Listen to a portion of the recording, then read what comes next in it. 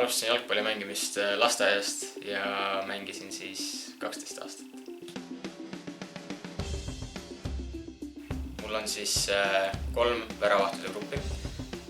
Väikeste väravahtide grupp, kus on siis 6-aastastest kuni 9-aastasteni ja keskmiste grupp, kus on siis 9-aastastest kuni 14-aastasteni ja siis suurte väravahtide grupp, kus on siis 15-aastastest kuni esinduse meeskonna väravahtideni välja. Ja lisaks käin siis erinevates meeskonnatreenides U17 esindusmeeskond ja 2005 treeningutes, kus ma siis tegelen väravahtidega treeningu alguses.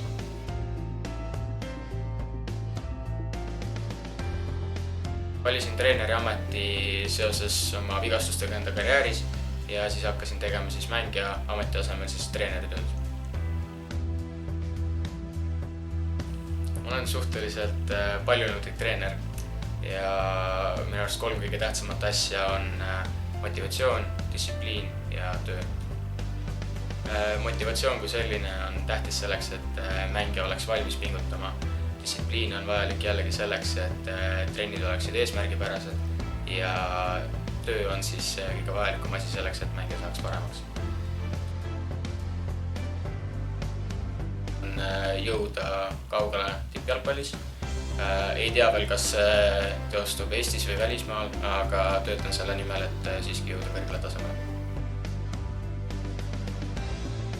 Helios meeldib mulle sellepärast, et see on kodune klubi.